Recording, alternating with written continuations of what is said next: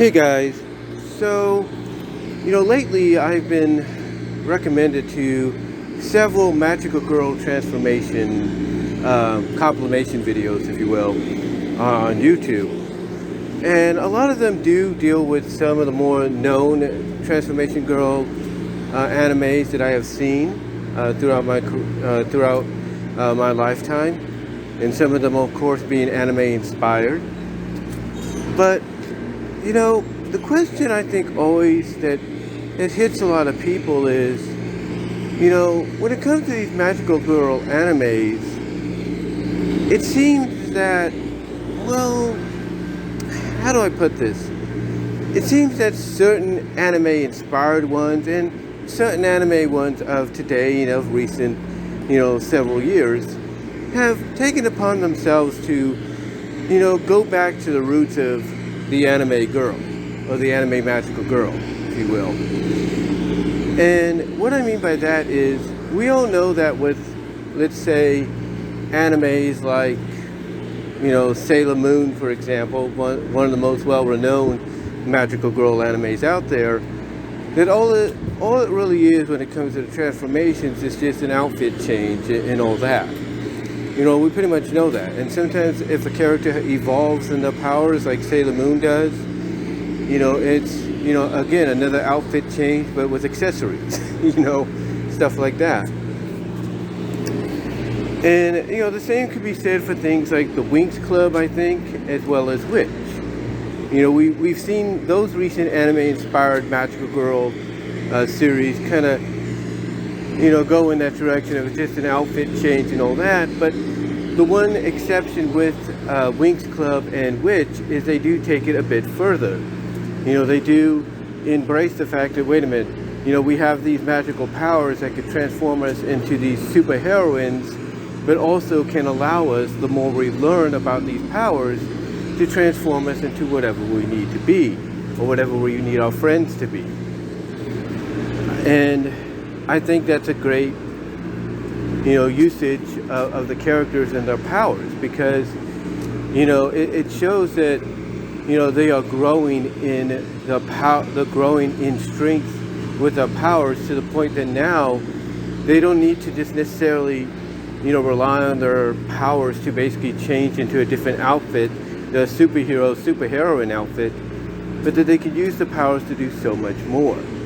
I mean, there have been various examples of clips that have been put on YouTube by various people, one of them being known as Mr. Unknown, R.I.P., where you've seen, like, let's say, I think with Witch or Winx Club, one of them, where the girls got turned into bookshelves.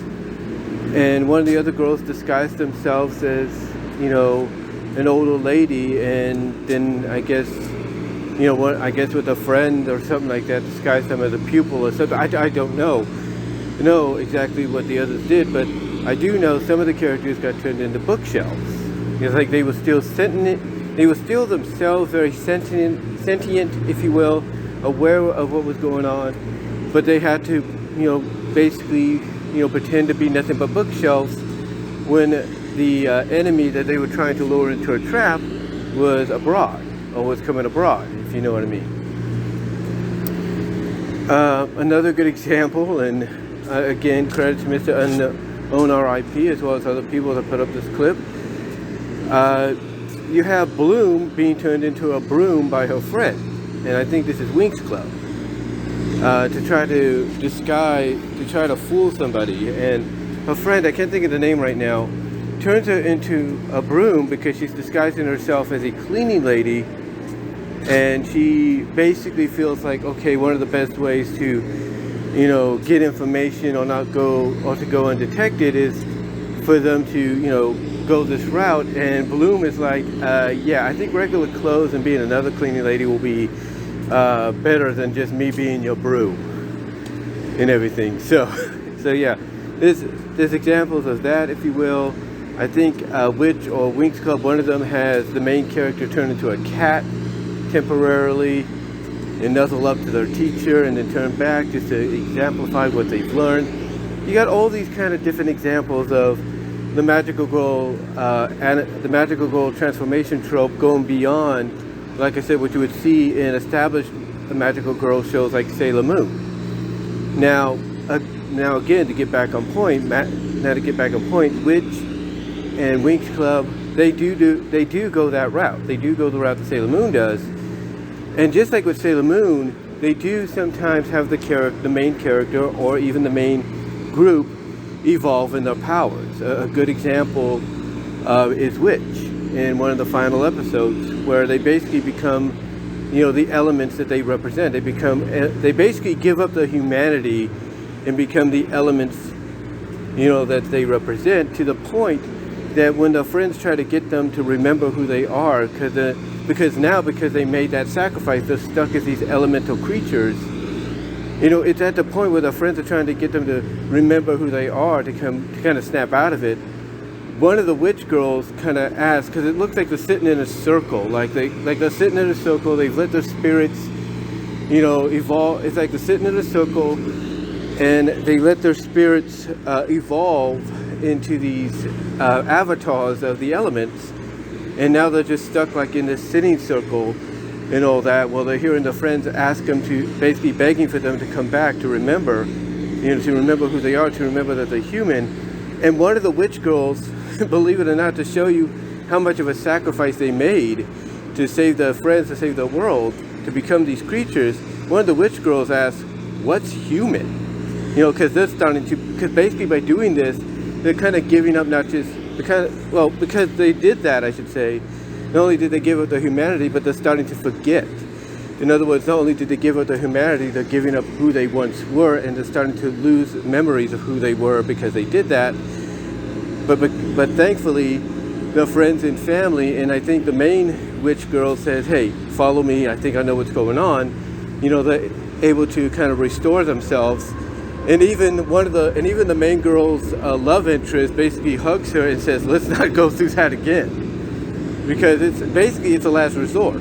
It's a last resort that they had to use, knowing the price that they have to take. But again, it's an example of following that trope that, like I said, Sailor Moon kind of set out, if you will, where basically the main transformation is into the superheroing outfits, but to also, over time evolve and transform into, even more evolved versions of the superheroing personas or alter egos, outfits, if you will, even to the point, like in Witch, like I said, they had to give up the humanity. They basically temporarily gave that up and almost lost themselves to it. So again, you get that typical trope you've seen with shows like Sailor Moon and all these other anime-inspired magical girl shows, not just from Japan, but from America, Europe, Spain, you name it. But like I said, there are some animes that are going back, kind of tracing themselves back to those roots, if you will. They're kind of tracing themselves back to those roots of the original animes back in the day. Like I said, Witch, has done it. I think Winx Club, Witch and Winx Club have done it, if you will.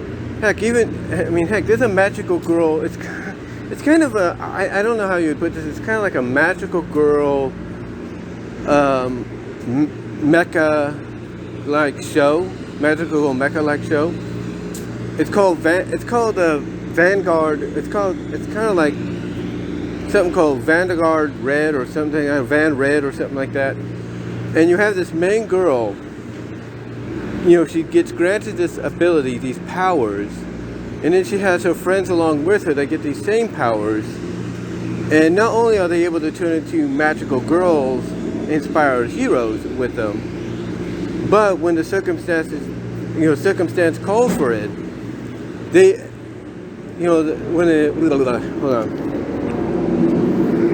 hold on for a second. I almost got tongue-tied there. Hold on. Like I was saying, when the magical girl, like this one anime, like I was trying to say, has this one girl and her friends get these powers that allow them to become like magical girl, mecha-like heroes. But when the circumstance calls for it, they end up doing something a little bit different, and it's something we've never seen in something like a Sailor Moon. We've never seen it in Witch. We've never seen it in Winx Club. As far as I know, we haven't really seen it in any of the Magical Girl animes or anime-inspired shows throughout the decades until this time, where basically, when it comes to a situation that might be too much, both the main character and her friends individually, it can't be all three of them as far as I know. It can't be all three of them or four of them combined. No, it's only one of them at a time. Basically, when the circumstance calls for it, this main character and one of her friends have to, take it to the next level, and they fuse. That's right. They combine the magical abilities with the friend kissing the main character on the forehead. Yeah, that's how it happens. And they end up merging together into one. They become a new individual, but both are kind of like present, like, mind-wise and mental-wise, they're both present in this new body, but they work together. They end up working together, to get the job done. And this happens throughout a lot of the show, even the finale as well. Even with the finale as well, it happens. Anybody that obviously, from what I understand, proves to be worthy, just like the main character was, not only do they get the same abilities, but they also get the same opportunity as well to fuse with the main character and become this new character, and to become a more powerful version of both of them as one. And that's something again that you've never seen in any other Magical Girl animes, past or present. But like I said, there are some Magical Girl animes in recent years and decades, if not recent years, that have kind of taken it back to the old school, if you know what I mean. They've kind of taken it back, to the old school. Like there's that one anime known as Little Witch Academia, I think. And the main character is a magical girl. It's a witch in training. And obviously, I think she has a magical girl alter ego to like save the day if she has to. But she's also learning to transform herself into different things, animals and all that, to help save the day. So you got that. But when it also comes to other Magical Girl animes, I've noticed in a lot of these recommendations that have come my way lately that, it showcases animes of magical girls going beyond just, being themselves and then taking on that alter ego of a superhero or superheroine, if you will. Where it's just an outfit change and sort of a makeover kind of like look and all that. Because what happens in these original ones, and it kind of gets carried over to some of the reboots, the kind of like revamped reboots of these same shows, what happens is sometimes the character will, change themselves not just into the superheroine form. No, they'll change themselves into, different people as well as even different things. A good example, Cutie Honey. Cutie Honey has done this a lot. From the original inception back in the 70s and early 80s, in the 90s, and even recently. In fact, the more recent Cutie Honey kind of took it like a step further a little bit. I guess taking a page from the other incarnation from the 90s, early 2000s, where one of the transformations Cutie Honey can do is turn herself into an inanimate object to kind of throw people off or to trap people. Like in the 90s, early 2000s reboot, if you will, to trap, one of the monster ladies, if you will, one of the enemies, who's a thief, she disguises herself as a Buddha statue, as a golden Buddha statue with her friends underneath, ready to pounce. And then in the more recent one they did, to kind of escape and keep herself safe from being, hurt even further by this enemy that has basically drained her almost drained her to empty, if you will, in their fight. She ends up going into a park and uses her power to turn herself into a statue. She sees an empty spot, like an empty pillar meant for a statue, and she steps on it, and she literally uses her power to turn it into a statue to recharge, to remain there overnight and recharge. And what I like about the scene is when she does this, you see the transformation happen, but when she's done, she basically is painted like she's just, one of those painted backgrounds, if you will, that's all solid, like one of those painted objects. Like, it's not, drawn or colored like, it's her and all that. It's, just like it's solid, like kind of like they have in the original old cartoons and all that. Anyway, the funny thing about that is two of her friends, don't even realize that that's her. They think, oh, wait a minute, who did this? And they start messing with the statue version of herself until she basically has to, drop her disguise and scare them away. Like, hey, what do you guys think you're doing, kind of deal, which shocks them. Like, oh shit, it is her. We gotta leave. Let's go before she kicks our ass. So it's good to see even the revivals of classic magical girl animes kind of going back to those roots, and even some of the new ones. Another one that I've talked about before is Marvelous Memlo, or Memlo, and it's a magical girl anime that's kind of different in a way. I guess you could say Memlo's superhero form is, her becoming an adult to kind of, take care of certain things, help people out. But what's interesting about it is the concept of her taking these two different kind of pills in different scenarios, in different ways for different scenarios. Like, she's got to take one pill to become an adult, one pill to reduce back to her normal age, one pill to reduce down to an infant, and then another to reduce down to an embryo, if you will, before basically growing into whatever she is going to become. Because what she does is, she takes these pills. One of them allows her to, grow older into, like, let's say 20 years old. The other she takes allows her to reduce back to normal. And then, like I said, the more she takes, or the way she takes them, depends on the outcome. For example, there are several episodes in Marvelous Memlo where she'll take the two different pills several times to not only shrink down to an infant, but also to an embryo. But when she shrinks down to an embryo, like I said, it also, decides, okay, what is she going to become? And most of the time, it's her becoming an animal. It's either she becomes a dog, either she becomes a cat, a mouse, a rabbit, if you will, whatever the case may be. She becomes it. She becomes it, takes on the traits a little bit, but she becomes it. And it's only temporary. I mean, the one time she becomes a rabbit, she does it because one male rabbit lost his mate, and she feels sorry for him, so she decides, okay, I'll be his female companion for right now. And that's what she does. And then, of course, there are other significant examples as well. And you kind of see that somewhat in today's magical girl anime or magical girl anime inspired shows that have come out. You kind of see something similar in that manner too. And again, there are other animes out there, other magical girl animes that I've been given recommendations of characters having similar abilities, where all they have to do is just use a wand or a device that they're wearing, and it allows them to become whatever they need or whoever they need, if you will. There's this anime they talked about that has had a reputation, its original run, because of all the disasters and events that it's been associated with. I think it's called Momo or something like that. I can't think of it. And one of the movies that it had, one of the more recent movies that it had in the 80s, well, I wouldn't say it's recent, but you get the idea.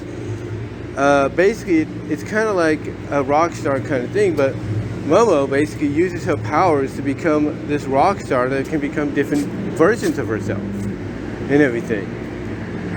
And then there's another one too, I think it's a similar name, called Gigi or something like that. I can't think of it right now.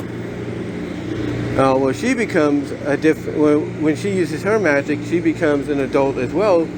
But here's the thing, when you see her in her original form, she has green hair. She becomes an adult, she has pink hair and everything, and it's like, okay, that's interesting. But the thing is, they don't just regulate to themselves to these default adult forms they take. You know, they also are able to change themselves into whatever adult they need to be, you know, for the situation. Like if they need to be a baseball player or a tennis player or a horse rider and all that, they will do it. They will take that, you know, they will become that kind of, you know, they will become that person, if you will, for the time. The thing is, what I'm getting at as I get ready to close this up, because I got to clock into work, what I'm getting at mainly is the fact that